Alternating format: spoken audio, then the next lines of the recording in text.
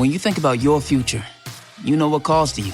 Meaningful work, happiness, growth, and sharing these values with others. But how will you find all of that? There are many paths forward, including one you may not have considered. The military provides countless opportunities to pursue your calling, where you can be part of something bigger than yourself, while still being yourself, and having the future you want. You have a calling, we have an answer. Learn more at todaysmilitary.com. You're listening to Saucepans and Sidesteps.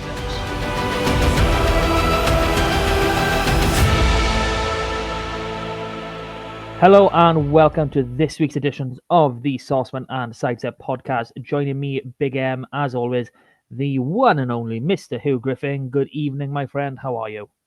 I'm excellent, Martin. How are you?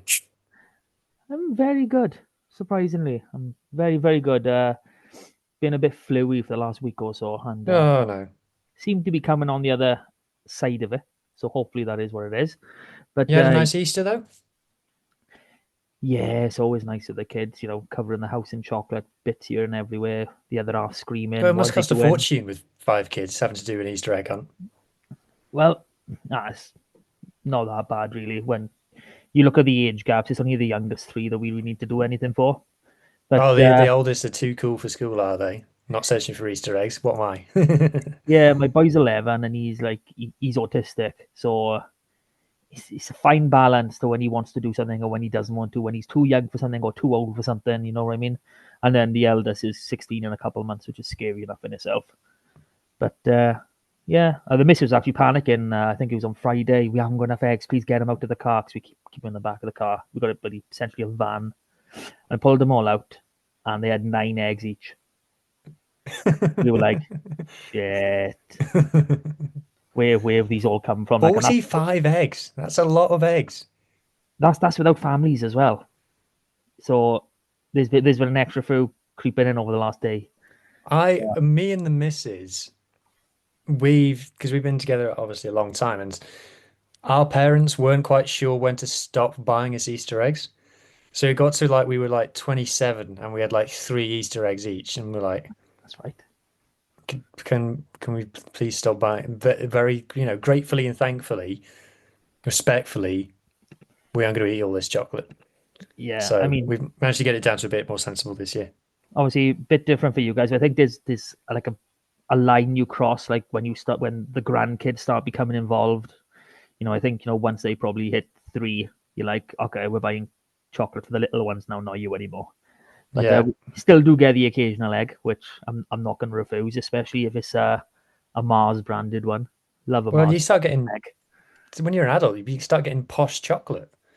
No, I don't want none of this posh crap. I want my milk chocolate either. I want milk chocolate as well. Yeah, it's like my sister bought my eldest this Lindt gold bar and stuff, all this posh one. So she was like, "Oh yeah, fancy. They love me." Blah blah blah. Never mind the people who keep a roof over your head, the people who buy you fancy chocolate. And I was looking at it going, I've had that chocolate. I don't like it. Just give me Cadbury. Give me chocolate and sausages. 2 things nicer the cheaper they are. I mean, okay, borderline sausages, as long as it's just pork, no, just like pork and beef or pork and chicken. Or miscellaneous. At work once, they were serving burgers. This was at an old job that I had. They were serving burgers, and I went, "What kind of burger is it?" And she said, straight face, no hint of irony, miscellaneous. And I was like, okay. And she did. It wasn't a joke. She wasn't taking the piss. She just gave me an honest answer. Yeah. But speaking of burgers, I actually went to a fun day, obviously on Easter yesterday. And burger van there, only doing burgers and bacon rolls. Okay, fair enough. I had myself a cheeseburger. I took a bite out of it, looked at it. This is a spam burger. That's definitely what you would class as a miscellaneous burger. £4 as well. I was like, Jesus. I'm a cheap bastard, but that's just me. Okay. Look what I got though. It being this has got nothing to do with Easter. We had the girlfriend's parents down today, and they've just come back from Thailand when they were volunteering at an elephant sanctuary. Okay. And so we've gotten some elephant-themed gifts, including this. Oh, that's cool. Elephant bottle opener. Yeah, because that's really what a sanctuary need to be promoting, opening bottles. Exactly. It's magnetic, so you can stick it to a radiator. Well, if they do like this sort of animal protection sort of thing, send them somewhere where giraffes are, and then you can send me the gifts. My youngest is obsessed with them. We've got about 20, 30 A different giraffe tigers. would make a good bottle opener because you get a lot of leverage on that. Exactly, that makes sense. That does. No, seriously, we got 6 foot ones. We got like 6 inch ones all over the place. It's quite creepy, actually. I actually, when the missus went well before, she was just in bed all day, and every now and then I would just grab one of the little ones, giraffes, and just put them up on the side cable. They would all just look at her. So every time she'd wake up, every half hour or so, there'd just be an extra giraffe there looking at her, judging her. Okay, I think we've waffled on Oh, enough now. So you made a beautiful trip to the Cardiff City Stadium last year to watch Judgment Day. You got to go to the Principality this year. So yeah, proper 28, stadium. yeah, 28,000 people, a little bit lower than we'd like. How Hmm. was it? Uh, Best car journey I've had to Cardiff, in terms of Ooh. traffic. Very easy going both there and back. Didn't even feel the need to stop at. Okay, for audio only, he was just pouring himself a lovely bottle of Pierre, what was it? No, it's Beer Moretti. Beer Moretti. Yeah, obviously just used his new elephant bottle opener to do it. Yeah, and it started foaming over, so I had to react. But Can't pour a pint to save his so life. yeah, so drove down to Cardiff. Nice enough weather. Uh, Not too much traffic. Lovely job. Met up with people. Met Lee G, producer Lee, for the first time in person in Tiny Rebel. Saw Jamie from the Dragon Squad. Saw Nick from the Ospreys Erie, and the Cardiff. No, not Cardiff. From the Pod Cymru. Welsh language pod. If anybody, we got Welsh listeners, we know lots of Scarlets fans speak Welsh and read Welsh, etc. There is a Welsh language pod. If you remember Carwyn, who we used to have on this, he presents that, so definitely check it out. Um, well, who else did I meet? I met Jamie's dad. I met Jamie's mate who supports the Scarlets, and I met South African Alan from the URC pod and his lovely wife. So it was a lovely day out. That's the best thing about Judgment Day is meeting all the fans from other regions and stuff and having a chin wag because we're obviously deep down we obviously dislike each other immensely, but we are able to be civil and have a conversation around a table in a pub over a drink or two, and we've all got the same interests, we've all got the same hopes and ambitions and dreams and things. So yeah, that's the best thing about Judgment Day. So hang out there in Tiny Rebel for a drink, then went in over to the stadium. um Went in, bumped into Max Llewellyn in the queue. Um, so got a selfie with him Cool. and went up, and yeah, watched both games of rugby. We were sat behind. There was the Australian Scarlets were sat in front of us. So there was Archer Holtz and Max Douglas and Max Douglas. For what I don't know, I don't have like suitable photographic evidence of this, but there was two Max Douglases sat in front of me because I saw someone who I thought was Max Douglas, and I was like, "That's Max Douglas" to everybody, and then we saw him walk, and he sat down next to another Max Douglas, and genuinely, like they have the same haircut, the same little mustache, everything, and I was like, "I don't." Does he have a twin? What happened? I tweeted the Scarlets. I tweeted Scarlet supporters. Nobody got back to me. At the end of the day, Max started walking out. So I waved over. I figured out which one was Max because he had his arm in a sling, see? Yeah. And we know that he's got a bad arm. So I called him over, had a chat with him. The other one with him is his brother, his younger brother, not twins apparently. They are, swear they're identical twins. His brother plays second row for London Welsh. Fair enough. And well, I've tried including London Welsh on this podcast before, but I've been shot down many times. But there Yeah, we are. We'd already know about him if I weren't shot down. I'm yeah. not having to go nowhere. So I had a natter with him. He's had a shoulder reconstruction. Yeah. Now, I don't believe the shoulder was his injury. So I guess he's had an injury and he's thought, I'm out for the season, so I might as well get this done. But he's aiming to be back for start of next season, he says. Happy So days. yeah, that was cool. Like I said, hung out with Lee, watched the game, and generally, I guess, obviously, because I was there, I've got, would you say I'm biased because I was there? Not really. I do think some people are having a bit of a pop at Judgment Day and stuff. I think Judgment Day is more of a good thing than a bad thing. And I think it is worth sticking with, and I think it clearly has worked in the past. And if it has worked in the past, it can work again in the future. I don't know what your take is. Yeah, I mean, I don't like talking about other teams, but I think Mark Jones hit the nail on the head. Is people have fallen out of love with Welsh rugby in the past few years, and I think we need to rekindle that, and that would help. Judgment Day as a concept is great. I would like to take it a step further. Involve the SRC teams, make it a 2-day event, hold it at a different time of the season, because I think Easter Sunday or even anywhere near late in the season, it just doesn't feel right. It never has. So I like the concept. It just needs to be presented better, presented in a different way. Because for a lot of people going just to Cardiff for a game of rugby, because not everyone, and I don't even think a lot of people stay for both games. No, That's an issue in itself. that it kind of defeats the point of it being a double header of the fact that people don't stick around for both games. Maybe ironically, if the tickets were more expensive, then people would stick around for both because they're cheap. They just turn up and go, which always makes the second game.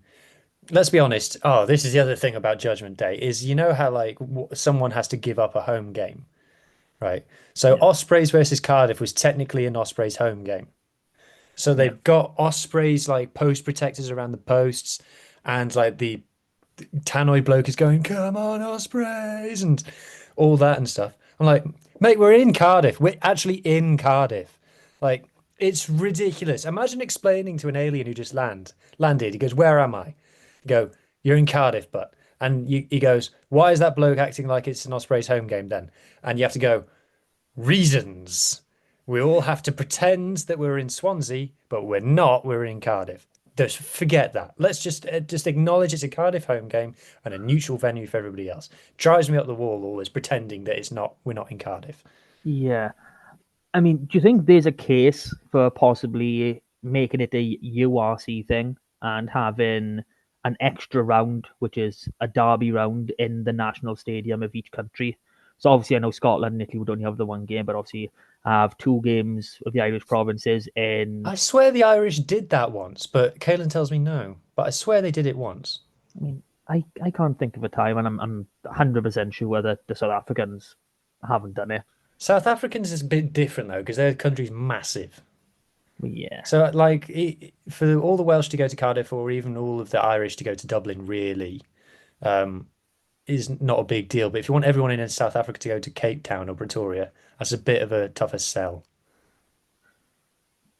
true, but they kind of do it anyway for one of the regular games. But Yeah, I don't know. It's a question. We'll just put it out there. I wonder if, now that you've mentioned it, if you like it, so like say this week coming up, are you still with me? aye, No, you're still with me. This week coming up, Cardiff are playing Munster, Scarlets are playing Leinster. If we did that as a double header in the stadium and got the Irish over, would that work as a thing? I mean, you then saying that obviously, and one of our Welsh teams is losing a home game against different opposition, so you can't balance it out. But would they rather have, because like the Dragons gave up their game against us, would they rather have us at Dave Parade rather than the Principality anyway? Oh, 100%. I've no doubt about that. It'd make for a, I don't want to say closer content, but it'd make it more interesting. We'll get on to game review, but I think they got more chance beating us at Dave than they do at the stadium. But yeah, it's But an idea. on paper, you should be able to attract more Welsh than Irish to Cardiff. Yeah, so what you're saying, like have Cardiff and say Cardiff and Ospreys against, I don't know, Connacht and Ulster or Connacht and Munster, one of the other two in Cardiff, and on the same weekend have Scarlets and Dragons against the two Irish ones at the Aviva on the same weekend.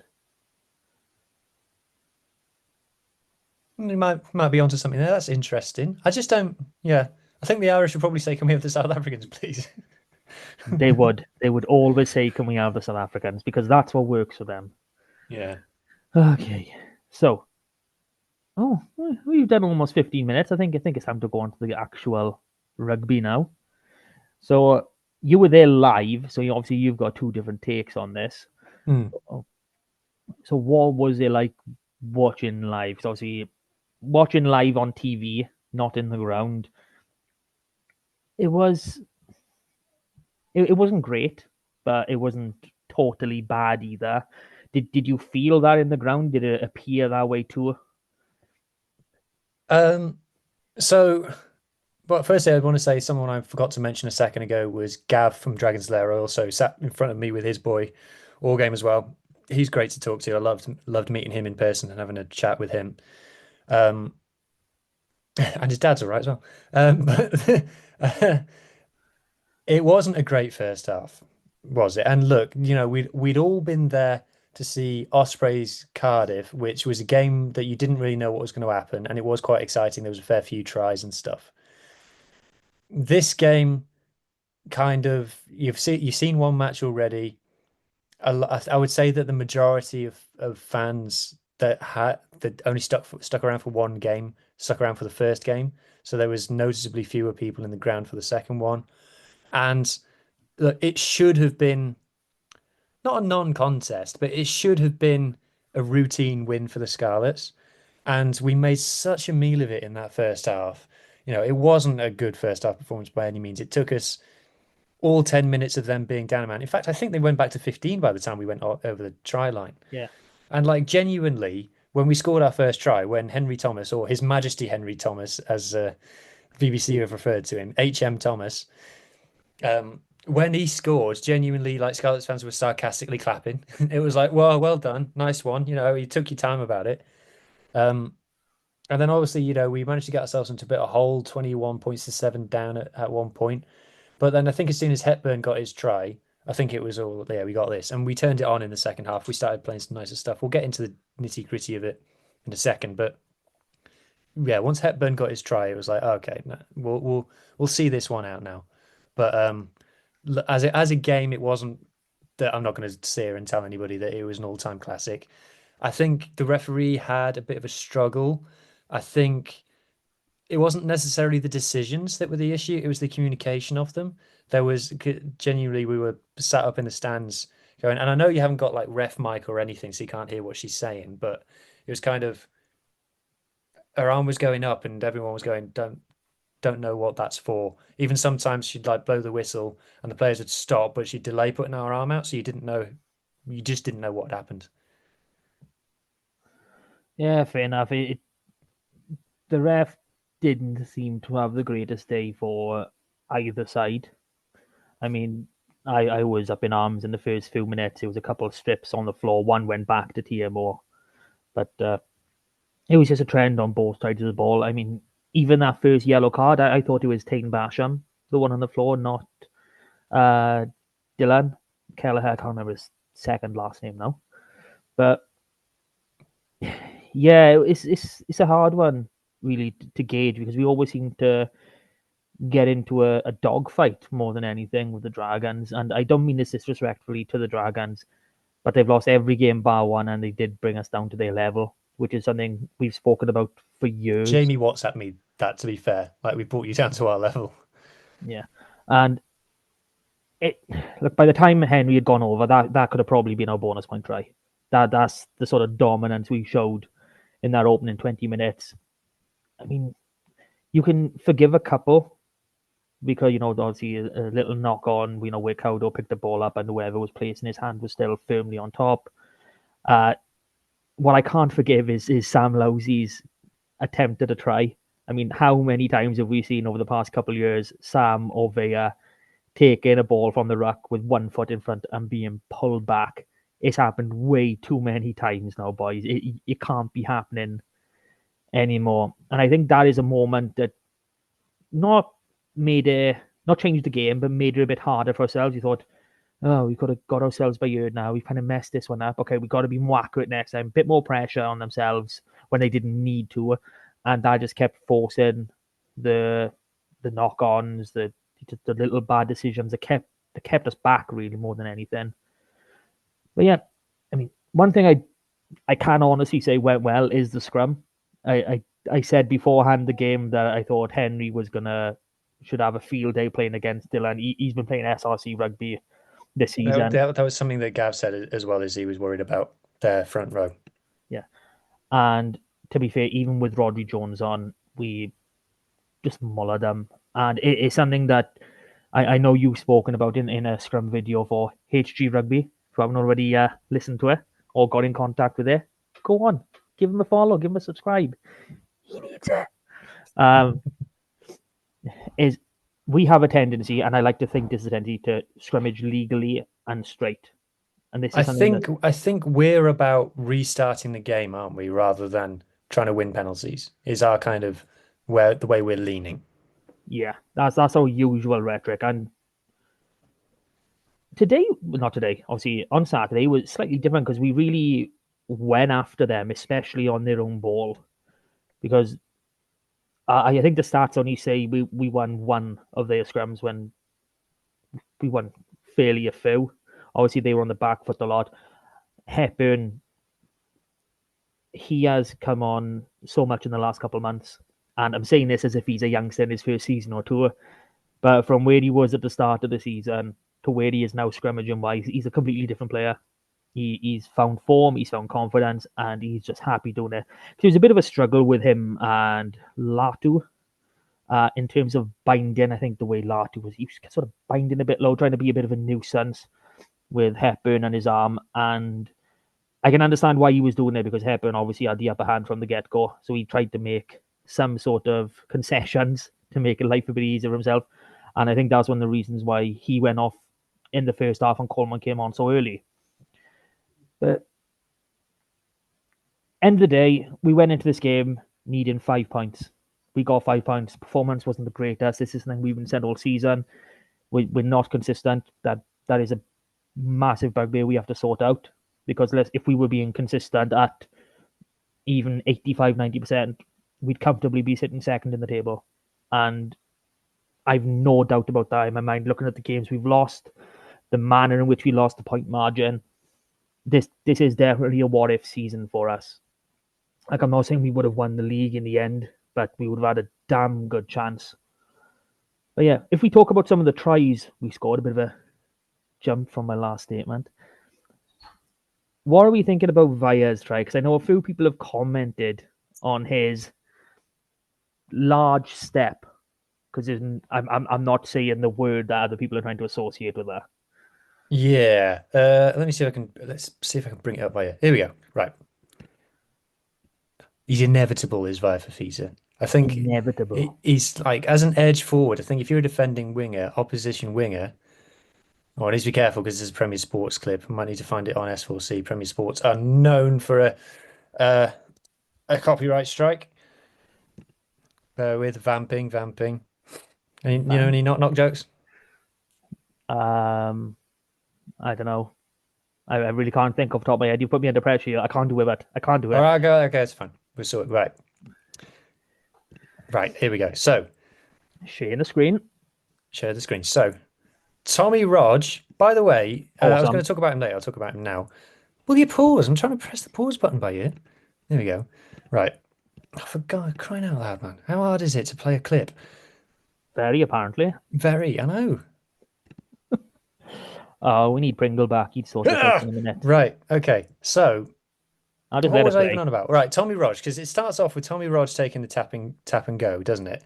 So, the influence that Tom Rogers is able to have on a game as a winger is amazing. Like, he shouldn't... wingers are supposed to stand out on the wing and touch the ball when they're going to ground it over the try line. His ability to influence the game from the wing is as great as probably any winger in Wales at the moment. Probably the form winger in Wales for me. I'm biased, One Eye Scarlet. But his ability to just get involved and make something happen is phenomenal. So he takes the tap and go, gets the offload to Johan Lloyd. Johan Lloyd pings, to be fair, a great pass out to Fafita. And then Fafita, this boy loves it. Fafita grounds it, obviously scores the try. Now, people are saying, and people said this about another Fafita score, is he jumps the tackle. And I'm here to tell you, no, he bloody doesn't, right? when running, because people take a freeze frame and they go, "Oh, both his feet are off the ground." From that angle, it's never a jump. It's what a ridiculous claim. So people are taking a freeze game and saying, "Oh, he's both feet off the ground." When you're running, a definition of running is that you must have at some point both feet off the ground. Like the rules in speed walking in the Olympics is that one foot must always be touching the ground. That's the rule. So therefore, running, you're going to have both feet off the ground. So of course, you can find a freeze frame when he's got both feet off the ground, especially because he takes long strides. He probably travels at least 2 meters in a stride. If he's doing that and then someone hits his leg, then he's going to be on a bit of an angle, isn't he? So of course it looks like if you take a freeze frame, he's up in the air, but he's not jumped. He's running. Right? Have I made that point clearly enough? Yes, Fafita did not jump. If anything, he's literally just step in. That's literally it. He's just putting his leg where it needs to be. Obviously, he is avoiding the tackle. You're allowed to You're avoid the tackle. allowed You're to allowed avoid to run. tackles. You're allowed to run around tackles, move your body around. So, and that's basically all it is. He's like, I can't see from there, but it looks like, does he go to like sort of hand off and just step round? Because I think that's what my initial thought on it was. I was thinking, oh, are they really going to come back for this now? Because one thing I hate with rugby in general is any form of athleticism. Yeah, sort of puts his hand on him and steps over. Any form of athleticism like that, like the Blair Murray one with Wales. I'm sure there was another one with Wales women that got disallowed as well. We just, people get up in arms over it. Well, it's an amazing a bit of athleticism and talent, and we love seeing it because that is pure enjoyment of the game. Yeah, exactly. Is this the kind of thing that you want to be ruling out tries for? You know, No, that's the freeze frame that people get. He's not. How can you say he's jumped over him? He's not even over him. He's to the side of him. well, yeah. Look, It, his trailing half of his trailing leg is below his head, his legs and are lower than the tackler, so therefore he hasn't jumped over him. same as does he make contact with him and push his leg into that angle? Because Exactly, exactly. If anything, it's the Dragons player's fault for being there. I mean, yeah, true. If he weren't there, we wouldn't be thinking about this. But fair credit to him. He did go low to try and tackle the inevitable, but like you said, he is inevitable, so he did get over. Hmm. And surprisingly so, Fafita hasn't been scoring that many tries this season. Like, I think that was only his third try for us this season. Yeah, but And he had that all-time worldie ruled out for a job's worth decision against Black Lion. So I mean, yeah, but even then, that only takes him to what, 4 tries? But even saying that, I need to go on record trying to look at his history now. It feels as though he should be scoring more tries for us for whatever reason. hmm. And I've actually made a fool of myself here because I've only got last season's on hand, and according to my own data, he's only scored 2 last season, so he's done even better this year. Well, there you go. I feel like Nothing to worry about. Did you think that Sam Lousy was player of the match? No, I'll be honest. I thought he was quite anonymous for large parts of the game. He did this, which was cool. The between the legs thing. Yeah, it's a bit of fun to have. Like our line out maul didn't function that well, and I know Sam isn't our number one target, but he is obviously a vital part in that machine. So yeah, I think whenever a line out malfunctions, you can't just look at the hooker. I hate people just look at the hooker. I think there should be more emphasis on the locks and the ones who are actually taking the ball. I Even think the the lift. lifters. I think the props get away with murder at line out time. Oh, 100%. There are a few, especially the front lifter. You'll find more than anything because it's a lot more difficult to lift at the front than it is at the back. You got nice little bum cheeks to get your hands around at the rear, but at the front, you just got these big thick quads to try and dig your hands into. And if they've got those little paddings on, that can't help, but they're not always the best. But you'd like to think at professional level they've got some equipment that makes it a bit easier. But yeah. I would have given player of the match to Cowdell because for me, in that second half, look, we weren't great in the first half. In the second half, he took control and he was like, right, and we know he doesn't really like the Dragons. And he was like, right, okay, right, we're winning this for God's sake. So he kicked the ball 14 times and he really varied it up and we went contestable in the second half, which I thought worked really well. I thought both Blair Murray and Tommy Rodge were excellent in the air. Ellis Mee, considering his height, isn't amazing in the air at the moment. I think that's a work on for him. I think next season, I'd really like to see him come on in those stakes. What with him being that tall, you'd like for him to be a real weapon in the air. So hopefully that's going to be the next level of his game, next level of his development.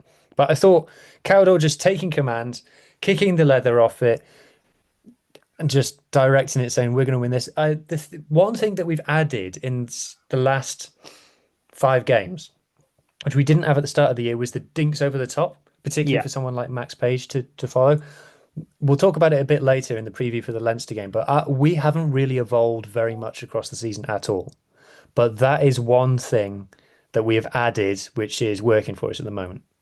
Oh, 100%. And it's something that led to our final try to blame each other, ultimately got us over the line, is those little kicks.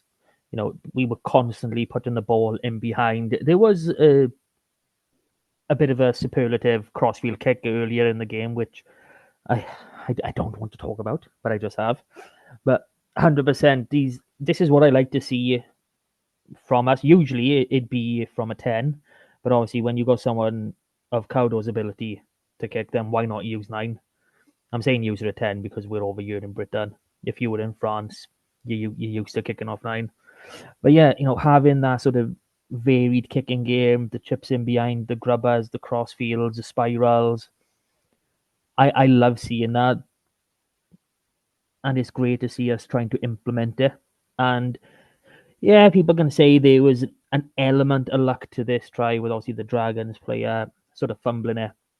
But it wasn't the first time we tried this kick. You know, we obviously targeted this area and knew it was something the Dragons were weak on. And may have taken a few attempts, but it finally came good. You know?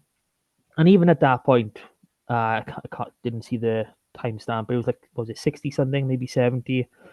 And we were 23-21 down at that point. It didn't feel like we were losing. Like when we went 20 points to 7 down, I think it was around the 45-minute mark. It was like a 10-minute blitz of Hepburn getting that try, as you mentioned. Then Fafita, it just seemed as though we're like, okay, boys, you know, we need to buck up our years by year. We've given away a couple softies. They've taken a bit of a big lead. Let's pull ourselves back. And obviously Cowdell was a big part in that, which is great for him.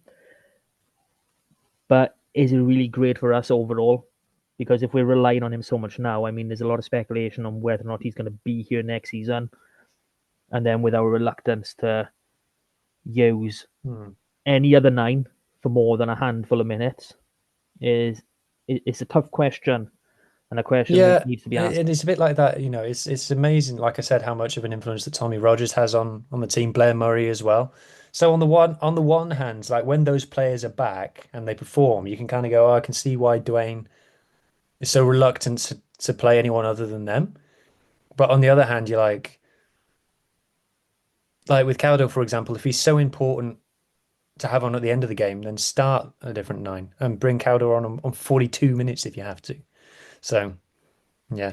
I've been saying this for a very long time. I am not against first half substitutions.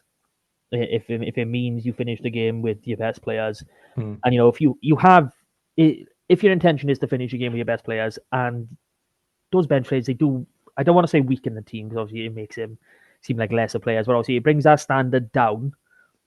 But start them when everybody is fresh around them, when everybody can give that little bit more to help compensate for that little drop in standard. That is the best time. I'm not bringing them on at 65, 70 minutes when everyone else is knackered, and then any of their frailties will be shown even more. You know, like I'm happy to pull someone off 15, 20 minutes if needs be, if that's part of the plan. and obviously it'll be a tactical decision. So if Mhm. there's any injuries later on, hey, back on the pitch you go.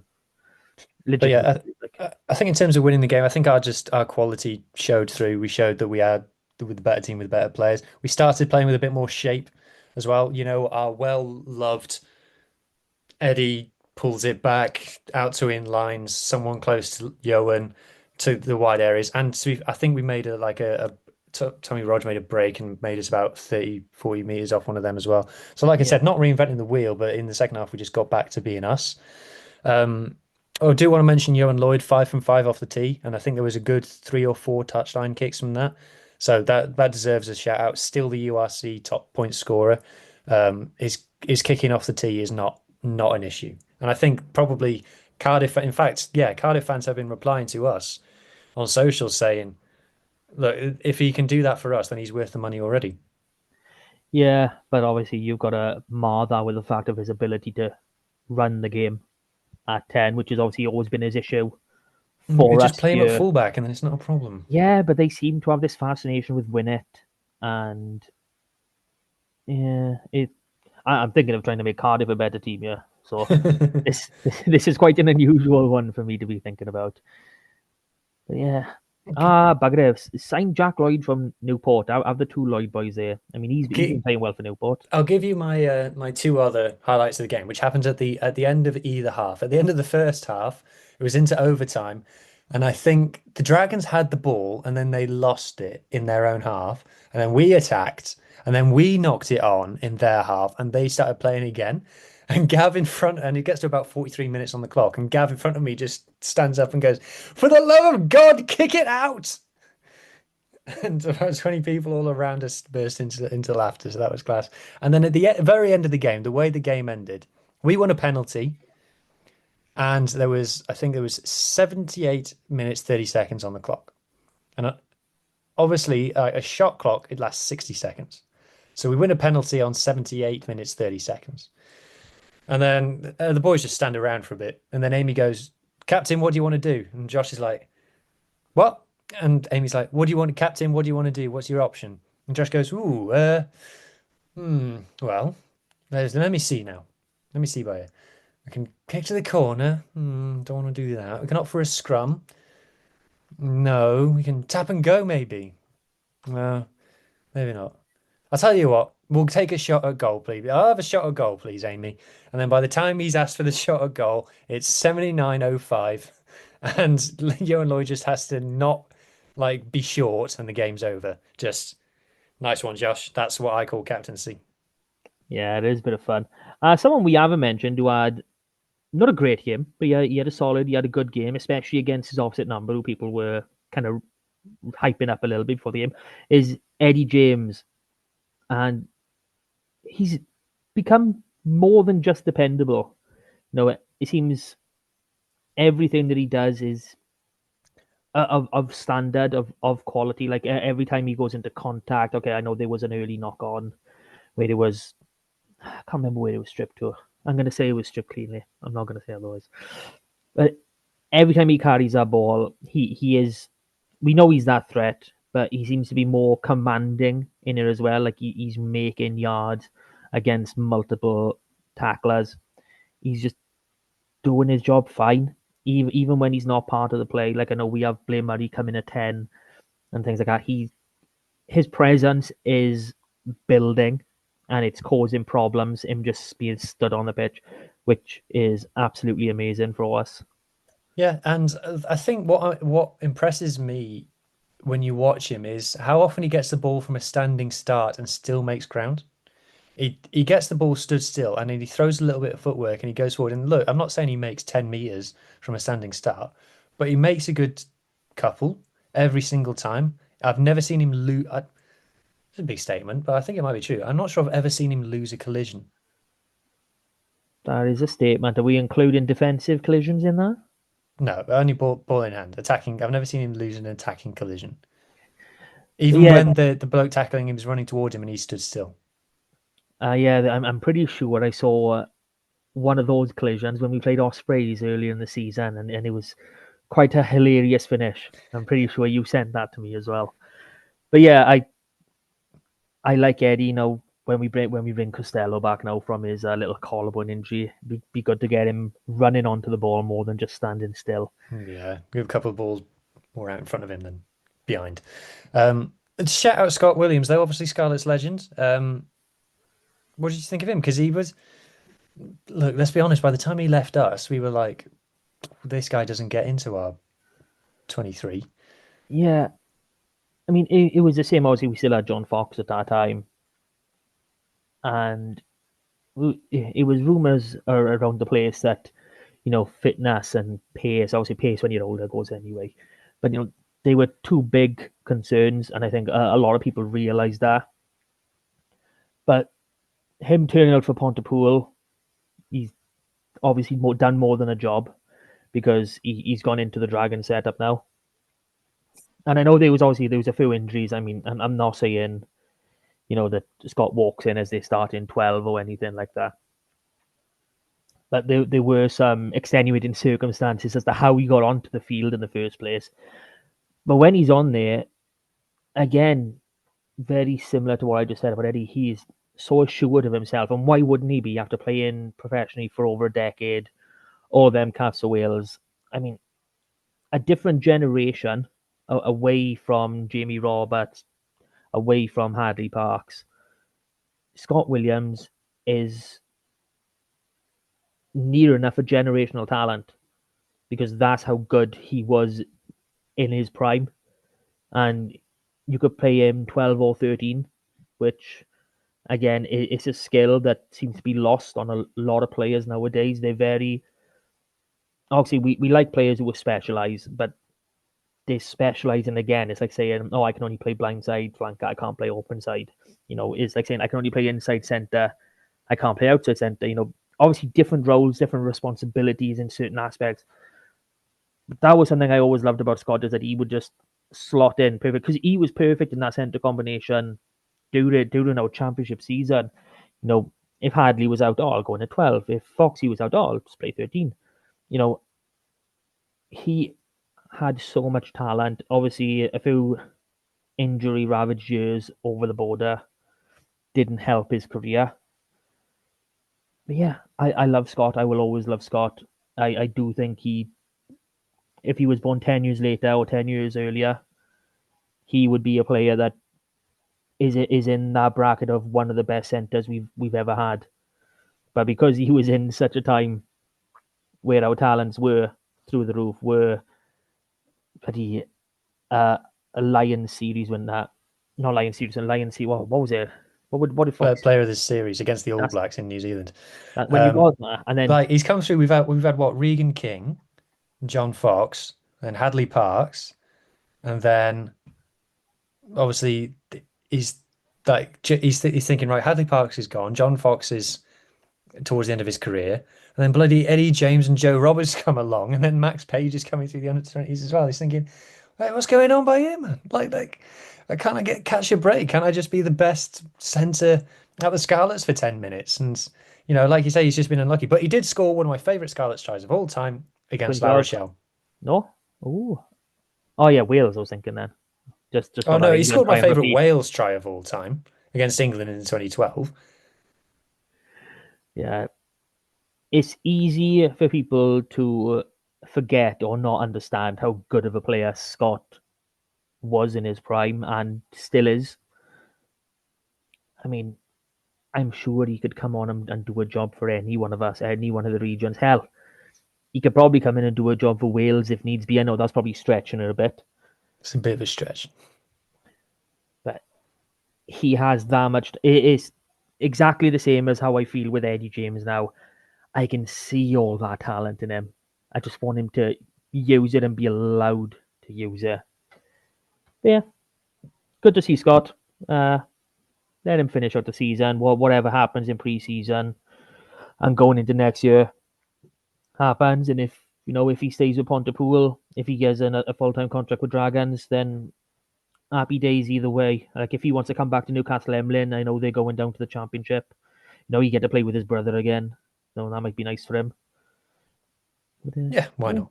Why not? So, we said Sam Lousy wasn't... Well, I said Sam Lousy wasn't my player of the match. Anyone else standing out before we move on? No, I said Cowder would have been mine for the way he took control of the game. Yeah, Minus, by the way, another 3 turnovers. How good is he? ridiculously good. And I think Philippa on comms for Premier Sports even mentioned it. His work rate is just through the roof. Like a few restarts, and he's there. I'd love to see him get a Springbok cap. I'd love that. Okay, this is where it's a bit of a double-edged sword for me, because if he did get that Springbok cap, it would mean he's probably going back to South Africa. I don't want him to leave. I want John Daniels, Peel Co, whoever the hell it is at the minute, could be, to sit in a room and then go, okay, here's a nice 4-year contract. You're not going anywhere. And then by the time he hits, 32, 33, okay, Springboks are not going to bother you anymore. Now we can talk about another extension. But yeah, here's us. So, do we feel it is time for the community? I'll tell you what, there's some community chat to be had this week. Is it now? Have you seen something I haven't? Okay, let's share my screen for the visual listeners. For audio, you're just gonna have to deal with it. Okay, so not a great week in Super Rugby Cymru. So we had Bridgend against Llandovery on the Friday night, and somehow, and I say somehow because I'm still scratching my head a little bit, Bridgend won 34-33. My timeline was just full of like Llandovery tries, so I assumed they'd absolutely done them over, and then I see they lost by a point. I messaged you like, what's going on there? I know, it just... Oh, Ed Scragg was sat in front of me in the stadium as well, by the way. Ed Scragg, he's a guy that... he's above SRC level for me, and he probably deserved a few more appearances for us to give his stall out. You know, rumours are he is leaving. Oh, that's one thing. We should begin our leavers list by end of the week with our last home game. Okay. Oh yeah, that's true.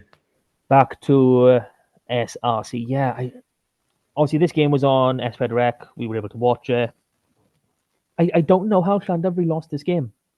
I don't know how I don't know how any team could possibly lose any match when Harry Thomas is playing. I know.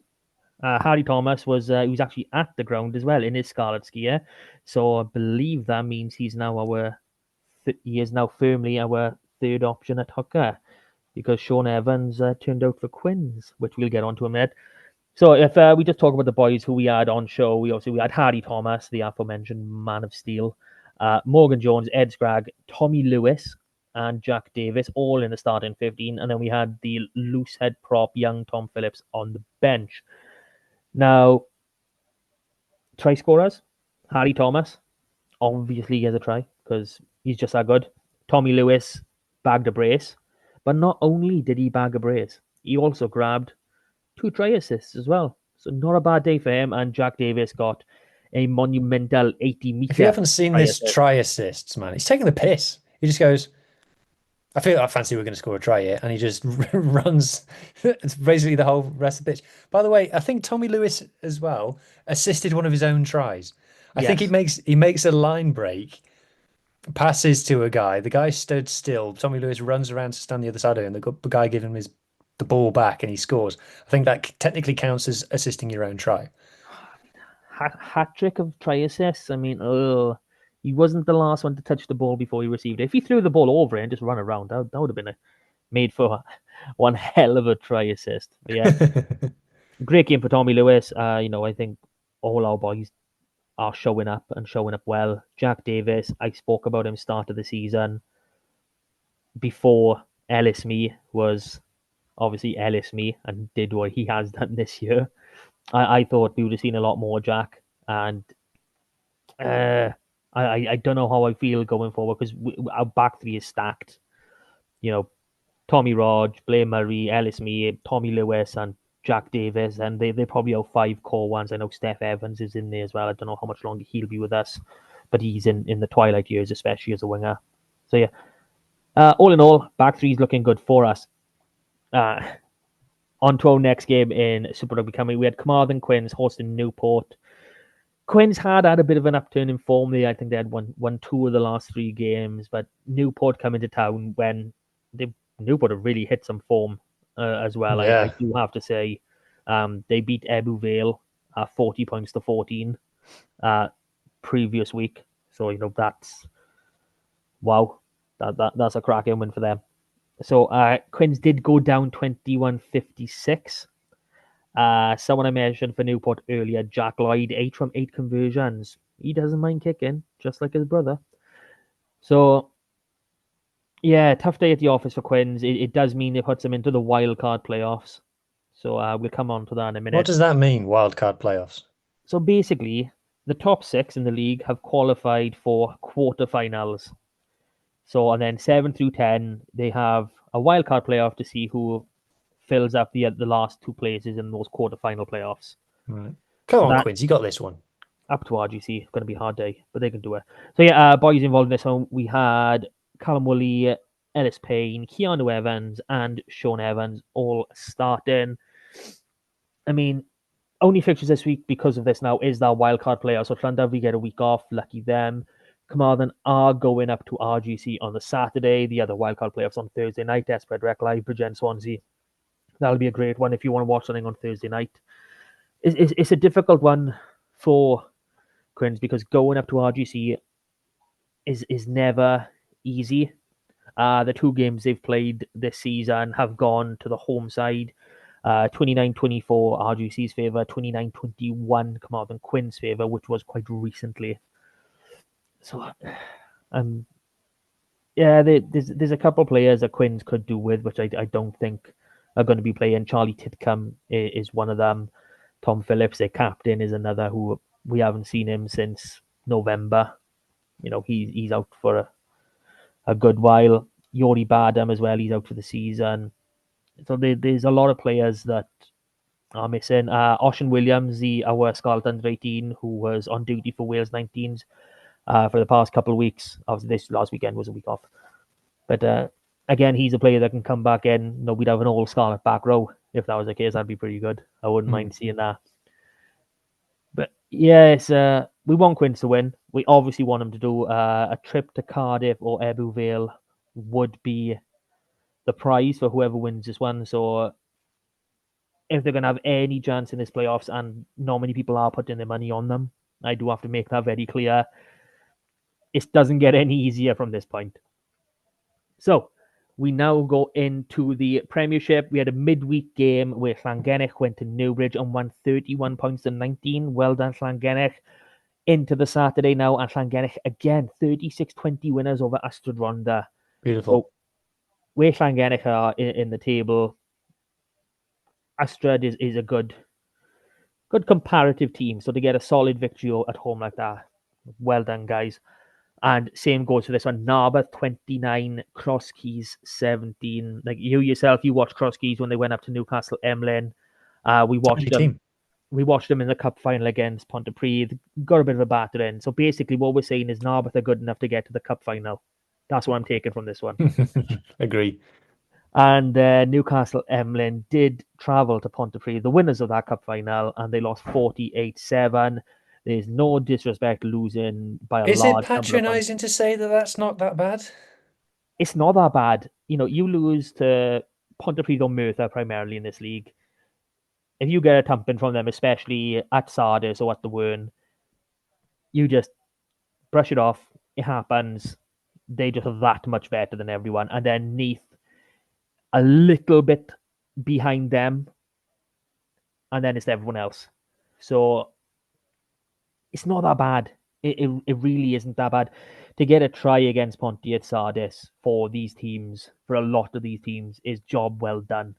It is ridiculous. But that loss does confirm Newcastle Emlyn getting relegated back down into Championship West. So the only game they have this week, we have Newcastle Emlyn at home to Narberth. This is a vital one for Narberth to win. Otherwise, they could be staring that relegation door down as well. If you're looking on screen, watching on YouTube, whatever, we do have the Divisional Cup finals in my little bottom corner of here, but I haven't got the date for them just yet, so I'll just skip over that for now. In Championship West, another midweek game, Shettley Wanderers, 82-0 winners over Meister Quins. Ridiculous. What are you going to do? On to the weekend, then Ammanford 31-15 winners at home against Gosainan. Crymych given a good battle, 26-38 at home loss, I should say, at home to Tata Steel. Tata obviously on course for second place unless Wanderers mess it up somewhere along the lines, but it doesn't look like they're going to do that because they were 50-34 winners away from home against Gleneath. Just 132 points in 1 week.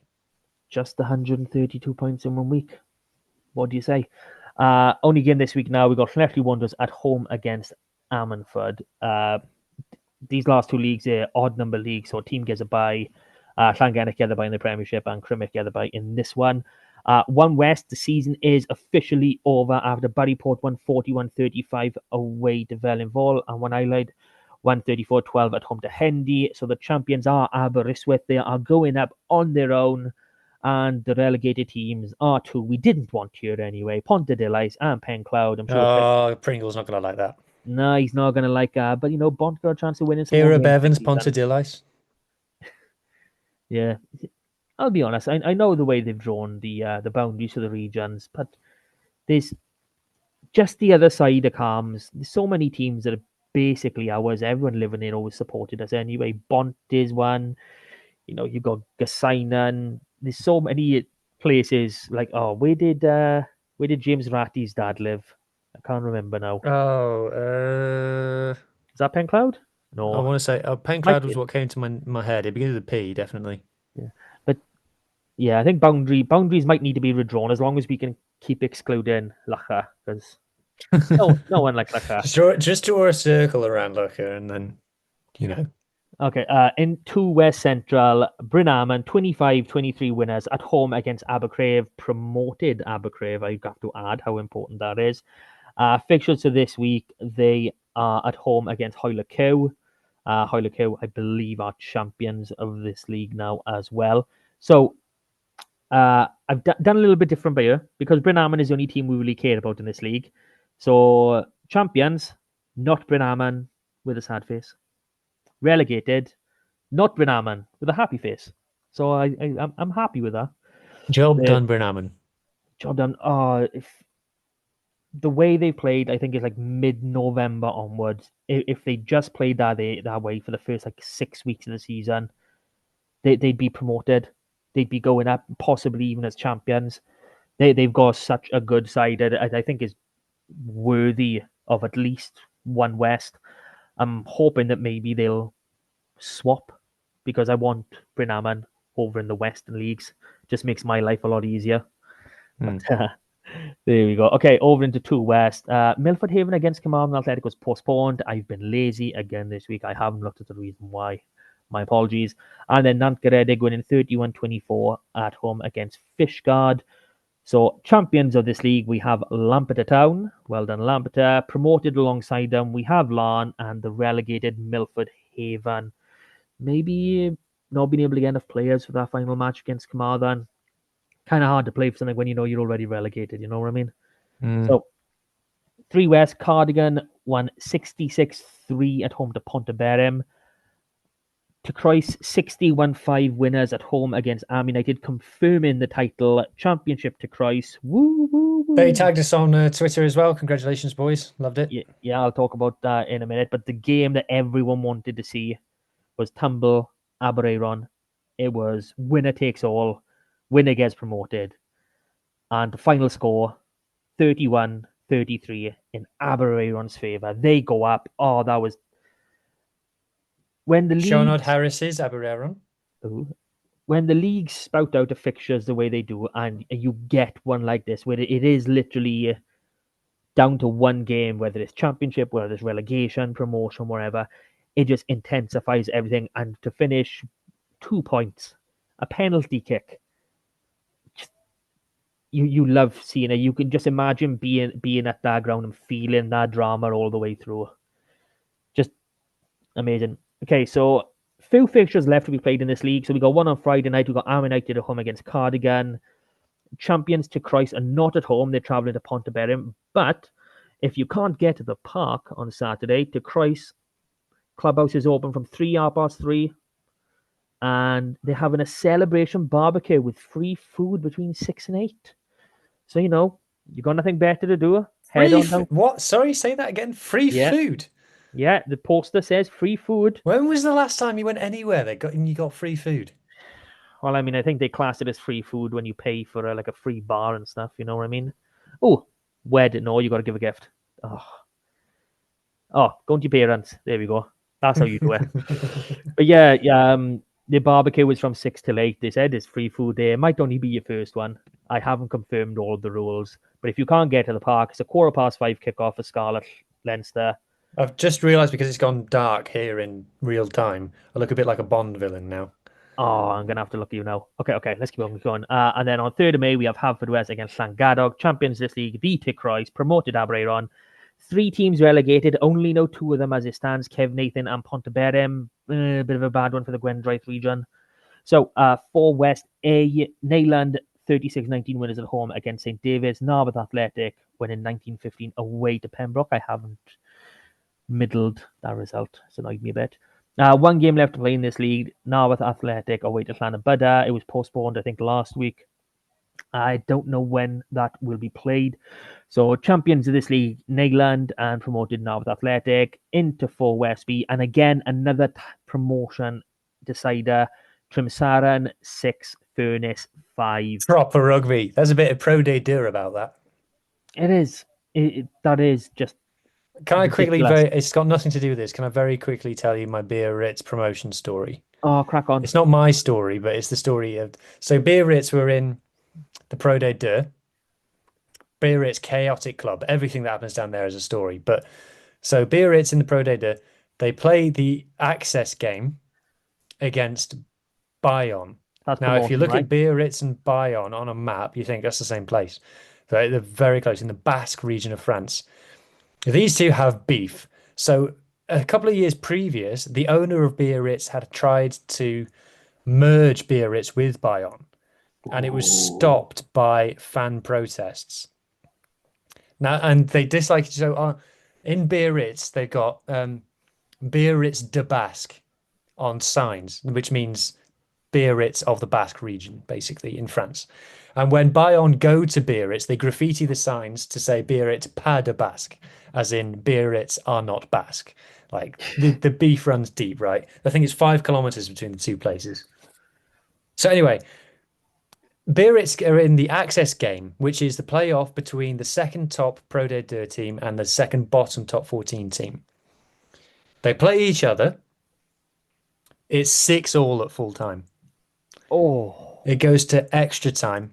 It's 9-9 after extra time. So it goes to a penalty shootout. Stefan Armitage kicks the goal for Biarritz to beat Bayonne. Bayonne go up. Bayonne go down. Biarritz go up. That is a spicy derby, my friend. And Stefan Armitage. So when did this happen? Ooh, testing me now. I think it was 2021 because after the game, Biarritz got investigated for breaking COVID guidelines. Basically, they sold out the stadium and it was supposed to be half empty. I don't blame him. I really don't blame him for that. So we swing right back into the community. Only fixture we have in 4 Westby is Trimsaran at home against Llandibby. So champions of this league, New Duck Stars. Who's New Duck Stars? I keep forgetting to say first off, but I like saying it again. Promoted Trimsaran into youth rugby now. We got some district finals. So in it's the Pembrokeshire Cup, but I call it Kerry Pems. It's written down if you haven't seen. We got Narberth against Haverfordwest in Pems Plate. Tenby against Crimich. Carmarthenshire Cup final, Carmarthen Quins against Llandailers on the 3rd of May. That's what's penciled in. And the Plate final doesn't have a date yet because Carmarthen Athletic are waiting for Lampeter and Newcastle Edmonton to get the game on. So, yeah, that rounds up the community game. So, we're just over an hour in. So, if you've made it this far, like, share, subscribe, do your thing, leave a review. Why not? And if you really do need some extra rugby content, HG Rugby is where you want to be. You get a nice little email on Friday or Saturday, whenever it is, if you sign up to a Substack. Some interesting stuff in there. Some. And of course, if you want more community stuff, you can check out the SRC pod, which Mart hosts, which is If you were a real rugby fan, that's the podcast that you listen to. But if you really, really liked us, tell you what you could do, Mark, is you could send us a letter. Oh no. And we've had one. I've got it by you. I'm muting this now. I'm too angry. It's from Jack from Lucker. He says this: Dear saucepans and sidesteps, pathetic. Keeping your playoff hopes alive like that. If you were a proper club, you'd chuck the league and fully focus on the cup. Yours, Jack from Lucker. Well, what do you say to that, Mark? Are we fools for keeping our playoff hopes, our slim playoff hopes alive, and not chucking league games like proper teams do? Yeah, well, I don't think proper teams chuck their games for, because they don't want to be in the top 8. I think they chuck them because they don't want a team they think about more often to win a hubcap. That's my honest thoughts for there. But yeah, Can I just quickly say, when I was watching the first game, I was thinking, right, if Ospreys win this, then we've got a chance of winning the hubcap. But then Cardiff scored, and I went, yes. So clearly, it was clear who I wanted to not win. yeah, it's like even me doing my little permutations to how we end up in the top 8. I was like, oh, if Ospreys win this, we'll get the little hubcap. We haven't had it yet. It doesn't matter, but we haven't had it yet. And then, they're obviously going to lose one of the derbies, so they can lose. You know that if we'd have won that hubcap, I'm doing day one Welsh Shield champions on Twitter every day for the next year. Well, hopefully for the next few years. Yeah. But yeah, that would be funny. But yeah, Jack, I'm really sorry that your team doesn't believe in itself and have to go for top 8. But it is what it is, and we move on to our final home game of the season against a lesser team in Leinster. So they have. Would you like my in-depth deep dive on Leinster analysis? Is it longer than 30 seconds? My deep dive analysis of Leinster is this: Leinster good. So no, it is not longer than 30 seconds. I'll accept it. Yeah, then Leinster are good because of the system they are able to implement in their country, which is not replicable in Wales. Just need to point that out. We don't have the same bloody conditions to do all Leinster do. Not many places do. Some places in England could, but move on from that. Yeah, so they do have a little something called a Champions Cup semi-final to look forward to the week after us. So what do you want? Would you rather they send a C team, or would you rather they send the Geordie Barrett All Stars? I mean, if Geordie Barrett wants to play in their E team, I'm happy to take that. I just wanted to get Geordie Barrett at the park, to be honest. That'd be interesting enough. But I don't know what to expect. I mean, looking at the squad they played against Ulster this past week, it wasn't 100% their first team. So I'm thinking, are they going to have 2 weeks without games and then go into a semi-final? Yeah, but they still had Robbie Henshaw and Gary Ringrose and Dan Sheehan and stuff. They had a few, but it wasn't like full-on Leinster's first 23, was it? It wasn't Ireland. Essentially. So I'm thinking maybe the other half are going to be playing down here, so they only have 1 week off each. You know what I mean? Yeah, I think if they send this C team and we go full out, obviously chance to beat Leinster. Chance to beat Leinster anyway. Got to make that point very loud and clear. It's always Do you know what it is as well? This whole beating Leinster thing. People act as if we've been kicked. Our ass has been kicked by Leinster for the last 20 years. Not facts. Welsh teams used to beat Leinster all the time up until about 2018. Yeah, I think the last time we beat them was 2018. I think it was like 23-21 in a league game. Yeah, we beat them at the park. And we expected to beat them as well. Yeah, we did. Because I remember, so we beat them in the semi-finals comfortably with 14 men. We then, I think, we lost away to them in the league the next year. But I think it was a 10-all draw at home. And we disappointed that we got the draw against them in that one, and then we beat them the year later.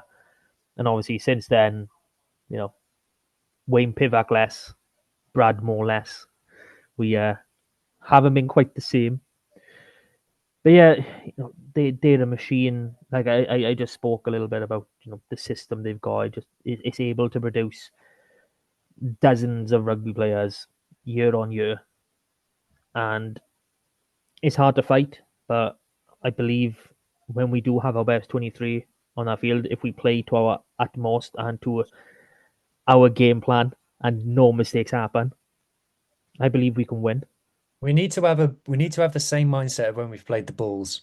Needs to be 100%. that same line in the sands. This is our backyard. I think Captain Josh needs to be having words in the changing rooms every day, saying, "Lads, imagine what would happen if we rattled Leinster here." Because I do think they will send a C team. And like you said, Mark, the only league game that we've played so far this year that we haven't been competitive in was Munster away. Yeah. And like I said, in our own backyard, we need to give Leinster thirds a game. And We need to imagine we beat won it Leinster thirds. because they're going to have their mind elsewhere. So, yeah, I would My- love it if we beat them.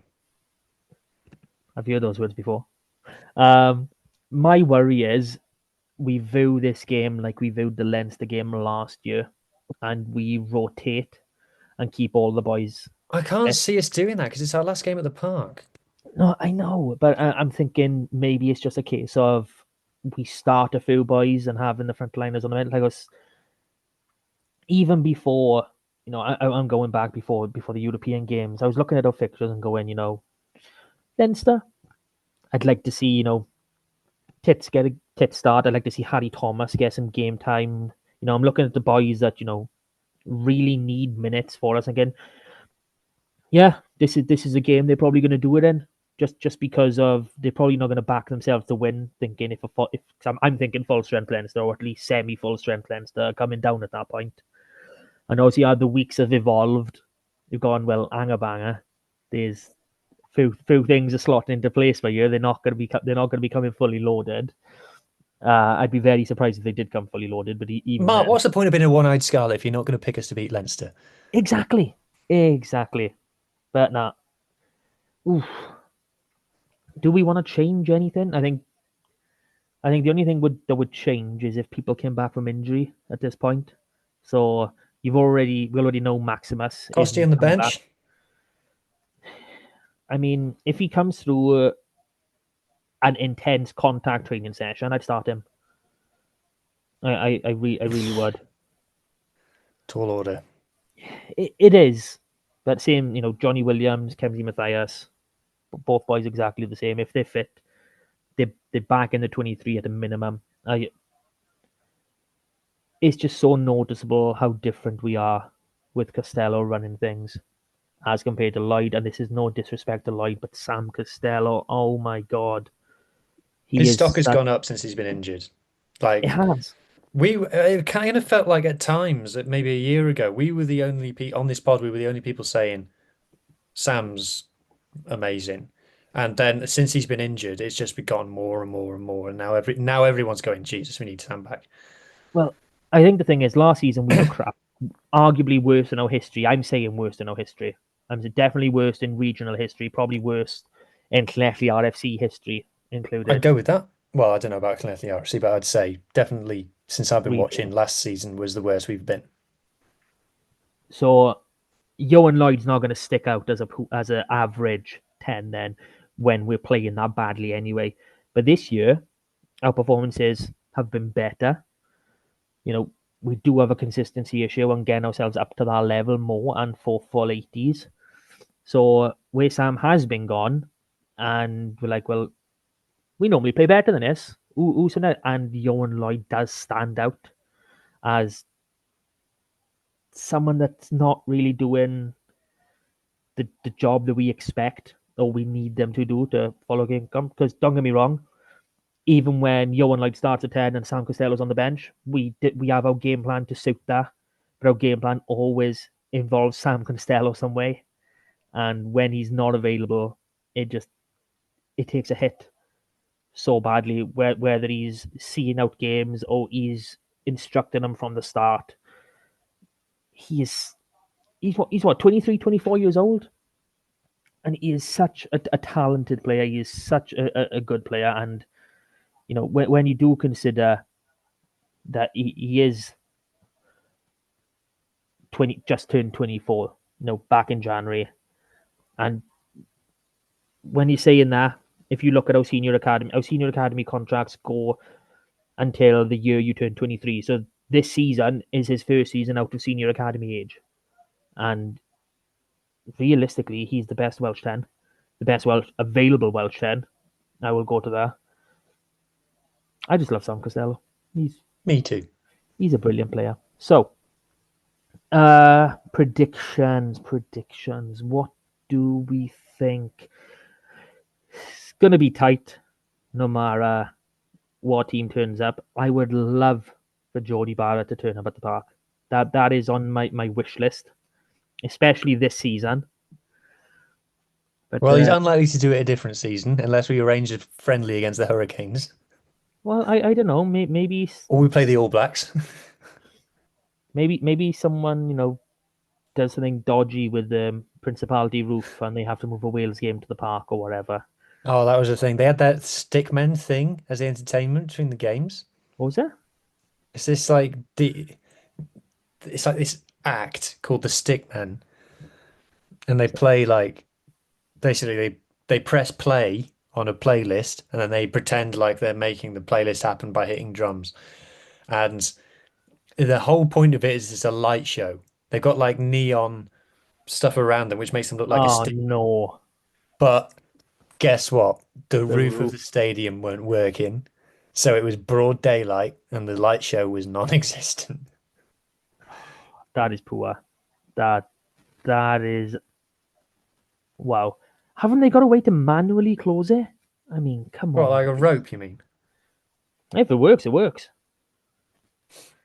I mean, you've got to have a It way should to be sort steam it. powered, really. Should be fueled by the coal of Wales. Yeah, let's not get into that side of things, shall we? So yeah, predictions for Leinster. It's always going to be a Scarlets win because Scarlets are the best team in the world. Can you imagine if Oh, we man. win this? You'll have to imagine. Will we ever shut up about it? I mean, it'll probably depend on how bad the South Africa trip turns out to be.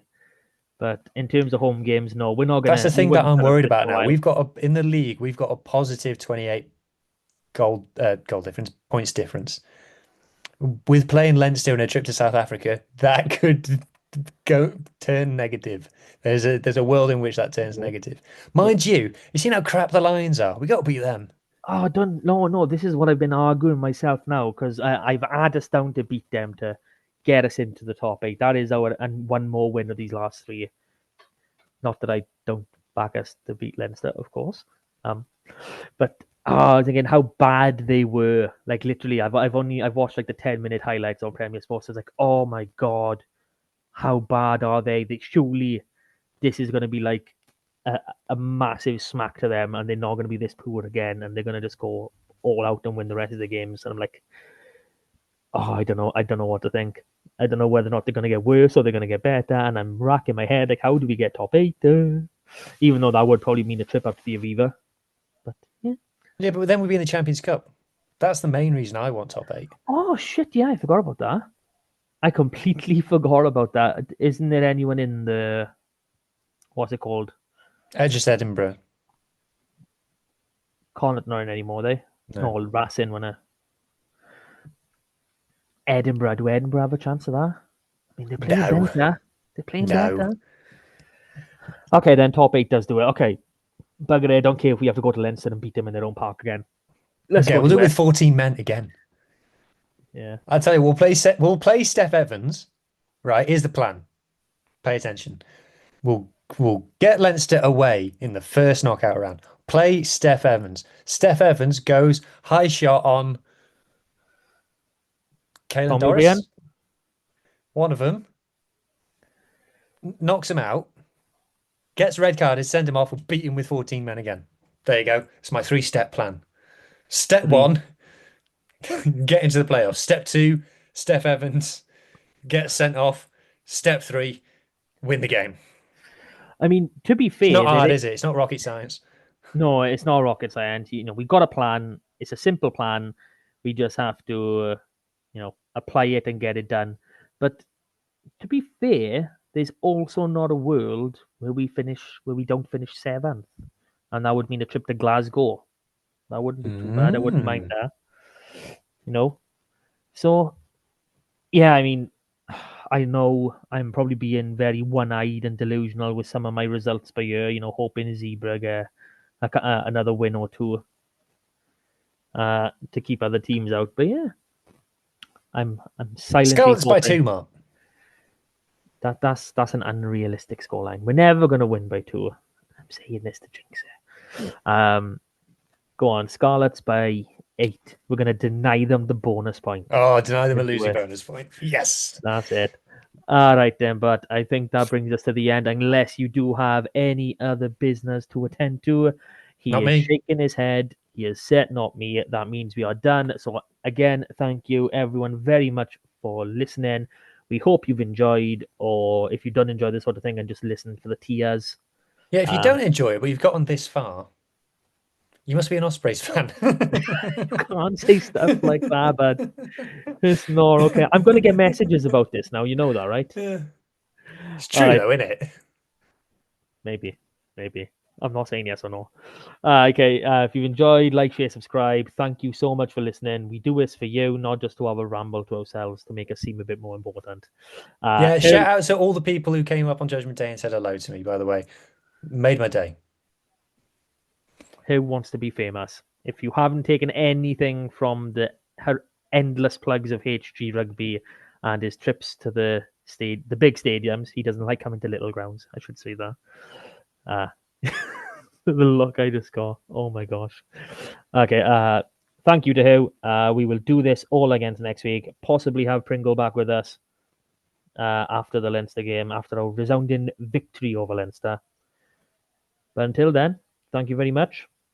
See you next time. Bye. Nosta.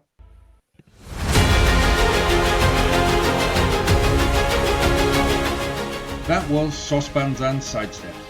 Please rate, review and share on socials if you can, and join us again next week for more of the same. And until then, enjoy your rugby.